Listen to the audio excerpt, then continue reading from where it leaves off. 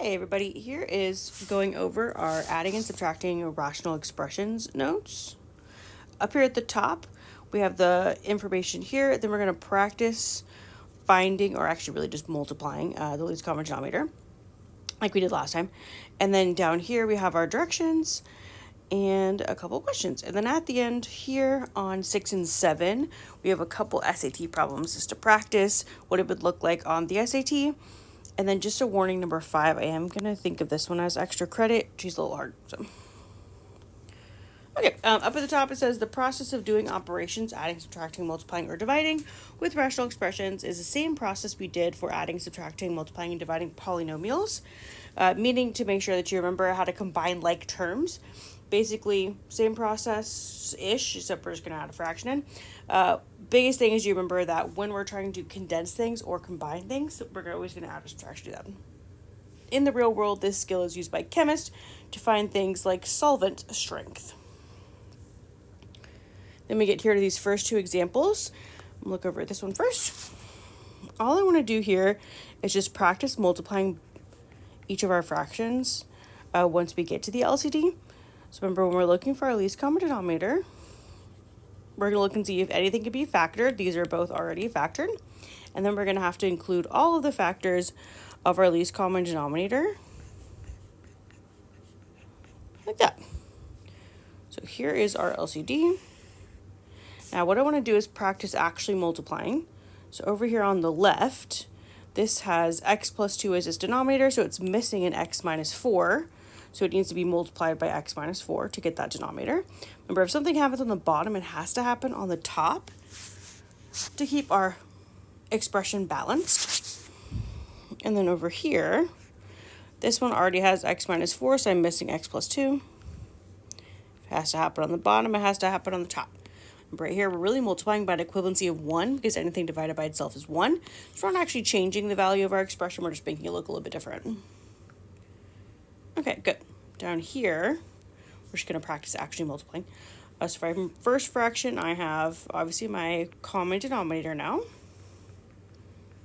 And then on the top, I have x minus 4 times 4x. I'm just going to write that like this. And then a plus sign. And then my second one, same bottom, x minus 4, and then x plus 2. On the top, I have 7 times x plus 2. Good. We're going to pause on these questions. We're just going to pause here because we'll go all the way in just a second. I just want to make sure we are practicing how to actually multiply to get to the correct common denominator. Same thing for this one. Both of our denominators are already factored, so we just have x and 8. X times 8 is 8x. That would be the least common denominator. And then we're just going to multiply by what it's missing. So our first one here already has an x, it's missing an 8. If it happens on the bottom, it has to happen on the top. And then over here, we already have an 8, we're missing an x. If it happens on the bottom, it has to happen on the top. I'm going to write it down here. 8 times x minus 9 would be 8 times x minus 9 plus x plus 2 times x would be x times x plus 2. And then our common denominator. And that's what it looks like. Obviously, we're going to go all the way in just a second. I just want to get to have us practice that first step. Perfect. Moving down here, it says how to add or subtract rational expressions. And I have that into 3 steps. Step 1 says fully factor all parts of the fractions. Simplify within each fraction, if possible. Find the least common denominator and multiply each fraction by its missing part of the LCD. That's what we just practiced up here at the top. Reminder, this must happen to the top and the bottom. What we're talking about is this part right here. We're always going to multiply by the same thing on the top and the bottom because we don't want to change the actual value of our expressions. We just are going to multiply by 1 every time. Essentially, that's what this is. These are all equivalent to 1.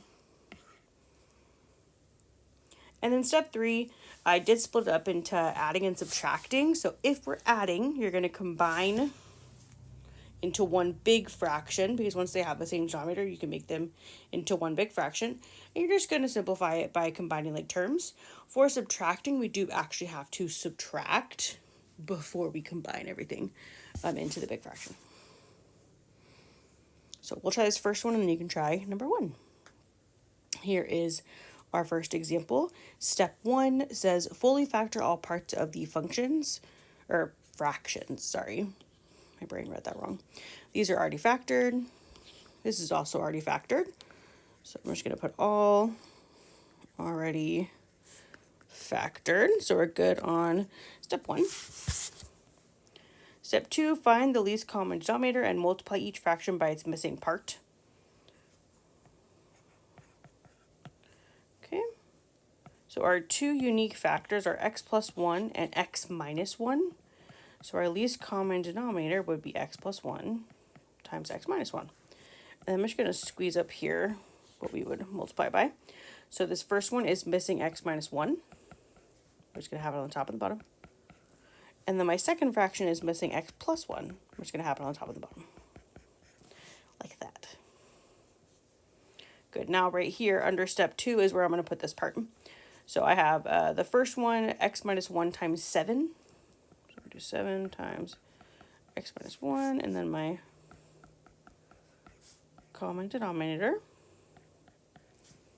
And then we're adding.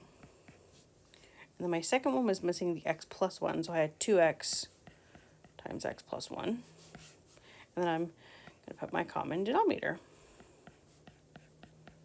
Like that. Sorry, that plus sign is kind of hard to see. There we go.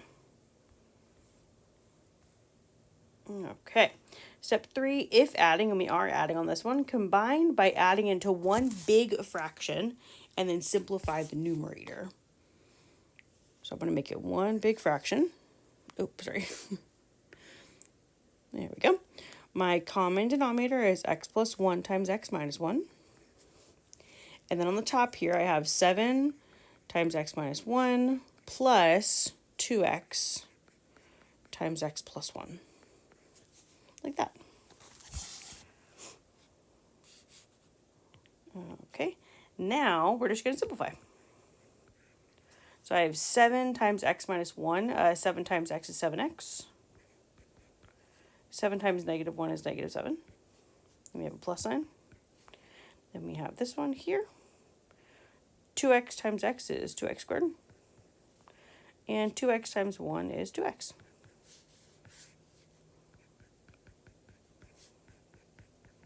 There we go. Now I'm just going to simplify the top here. I have these two terms that are like terms. Remember, like terms mean they have the same variable with the same exponents. They can be added together. The other two terms don't have like terms. I am going to go ahead, though, and write this in order of descending degree. So I'm going to start with the biggest exponent, which is that 2x squared. And then I have my 2x terms. I have 7x and 2x. That would give me 9x. And then I have a minus 7. Like that. And then the bottom, I'm just going to keep it like this. I'm never going to ask you, there we go, to remultiply if you don't want to. So you can leave it like that. You might see it eventually down the road in another math class where you have to remultiply this, but for now we're just going to keep it like that. And that's the answer. There you go. All fancy like. Started with 2 and ended with 1. That's the goal. Perfect. Okay, if you want to give it a go on your own, you can pause, try number 1, and then come back. I will say it's a little bit easier than the one we just did together, so I do think you could do it by yourself. But go ahead and pause, try, and then come back when you're ready. Okay, welcome back. Here is number 1. You might have forgotten to simplify at the beginning there. That's in our steps, but we didn't do it on the first one. If you did forget, that's okay. You can still fix it. So if you did forget to simplify, I'll show that part at the end of going over this. Step 1 says fully factor all parts of the fraction and simplify within each fraction if possible. So these were already factored, but right here we had an 8 on top and a 4 on the bottom. They can both be divided by 4. That would give us a 2 on top and a 1 on the bottom. So I rewrote it right here. And now we'll work off this one. So our common denominator would be x squared because they're both just a 1. And then we're looking for the least number of them they can have in common. That's why we didn't do like x cubed or something. We can make the the right one into x squared by just multiplying by x. So that's what I did. This one didn't need to multiply anything. Personally, I just like to put a check there. If you wanted to put like a 1 over 1, you could. But that's obviously going to be the same thing you already have. And that got me to here. Now I'm just going to combine into one big fraction. That was step number 3. And I don't have anything to simplify here, but I did go ahead and rewrite it into standard form, which is in order of descending degree. So just the most x's first down to the least x's. And there we go. Now, if you didn't simplify at the beginning, you probably had, well, not probably, you did have, that we had a least common denominator of 4x squared. And what you would have done from there would have been to multiply the left one by 4, which would have given you 20 over 4x squared. And then you would have multiplied the right one by x, which would have given you 8x over 4x squared. And then from there, that would get you to 20 plus 8x over 4x squared, with which you could see that at the top you could factor out a greatest common factor of 4. And then that would have canceled. And see how that's the same answer we already have. So if you forgot to factor out your 4 at the beginning, here's what it looks like. That's how you still get to the same thing that we already had. Good. Go ahead and try the next page. Our next one here is a subtraction. I'm going to skip that and have you try number 3 first, and then we'll come back to number 2. So go ahead and pause, try number 3, and then come back when you're ready. Welcome back. Here is number 3. This one, just like the last one, did have one that we could simplify at the beginning. Remember, our first step is to factor and simplify if possible. We had a 5 over 10 here that simplifies to 1 over 2. And then from here, now I'm going to work with my least common denominator, which would be 2x squared. Because I had a factor here and a factor here, I can just multiply them. And then I was missing an x squared on the left and a 2 on the right, so I went ahead and multiplied, and that got me 1 times x squared here, and then my common denominator at the bottom, plus 2 times 3 plus x here, and then my common denominator at the bottom. Remember, then I'm going to combine into one big fraction. I'm just going to go ahead and multiply out that 2. So I have x squared plus 2 times 3 is 6, 2 times x is 2x. And then I'm just going to rewrite this. This is already simplified up here without having to combine any more terms, but we do want it to be in order of descending degree. So I'm always going to start with the biggest one and go down from there. So that would get me here, and then to there. That's what I've got right here. And there we go. Okay, let's look at number 2, and then you can try number 4 and number 5, who is a little long. Okay, number 2 is a subtraction question. We're still going to do it the exact same as we did before. So is there anything I can simplify? And then I'm going to see if I can factor. There's nothing I can factor here, and nothing can be simplified, so just use like that. And then my common denominator, I have 2 factors. I have an x plus 1 times an x minus 1. Now my first fraction is missing an x minus 1. My second fraction is missing an x plus 1. Good so far. Cool. So now I'm going to multiply. So I have 7 times x minus 1 over our common denominator of x plus 1 times x minus 1. And then I'm subtracting. My second one, I have a 10 times x plus 1. And then here is my common denominator. Now, just like the last one, remember what we're going to do is combine into one big fraction.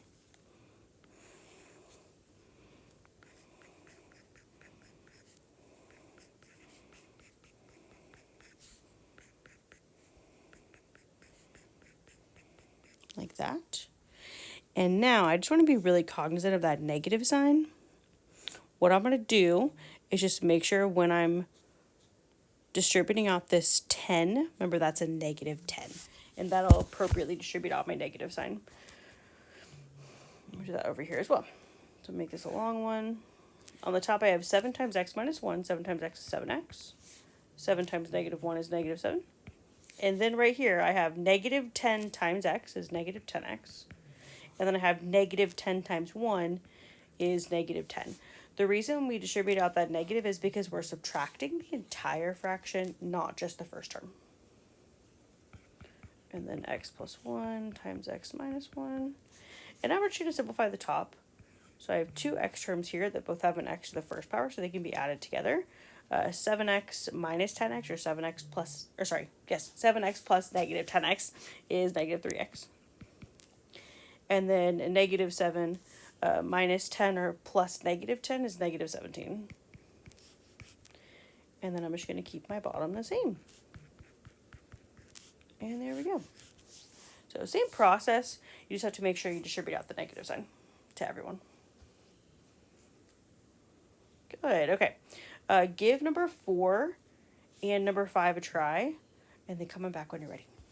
Okay, welcome back. Here is number 4 and number 5.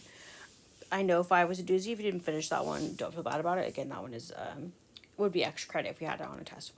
So here's number 4. My common denominator was x plus 2 times x minus 2. So my first fraction was missing an x minus 2. My second fraction was missing an x plus 2, so I went ahead and multiplied those. That is right here. And then here is it actually written out. Right here, I'm now going to make it into one big fraction. Remember, I am subtracting here. And then don't forget, when we distribute out this negative sign, it has to subtract everyone. So it would be there and there. And that gets us to x cubed here, minus 2x squared. And then minus or negative 16x. And then minus or negative 32. And these are already in order the way we wrote them out. And there are not any that can be combined. So this would be the answer. And then this one, here we go. Here's our denominator. And then I was missing an x minus 2. I was missing an x plus 8. So I wrote those right there. Here's what that looks like. Now, I did this one a little bit differently just because I personally feel like if we were to write it like this one, automatically, we're going to forget that negative sign to everyone in that second fraction here because you're subtracting the entire second fraction. So when I have multiple pairs of binomials, I like to multiply them first before combining into one big fraction. So I multiplied here, that got me that. I multiplied here, that got me here. And if you wanted to already go ahead and simplify these numbers, you could. This would be negative 4x, and this one would have given you 41x if you wanted to pre-simplify that part. Now I'm going to subtract the entire second fraction. So this is me distributing out that negative sign to everyone. So I'm subtracting 5x, I'm subtracting, I added these together, 41x, and then I'm subtracting 8. And that is right here. Now, as it's written as one big fraction, then we're just going to combine like terms. I have 2 terms that have x squared. I have 2 terms that just have an x to the first power. And then I have 2 terms that are constants. And that gets me to here.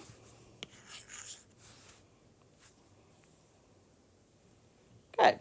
Our last 2 problems here are both SAT practice questions. I'm going to have you again go ahead and pause and then come back when you're ready to check. Just a reminder, we're always going to simplify first, hint, hint, before we start because it'll make it easier. Okay, go ahead and pause and come back when you're ready. Okie doke, here is 6 and 7. 6 was a subtraction question. It asked us to find the expression that was equivalent to the one we were given. Remember, the first thing you're going to try to do is factor and simplify within each fraction. Our right fraction could be divided by 10, and that would have given us 3 over x.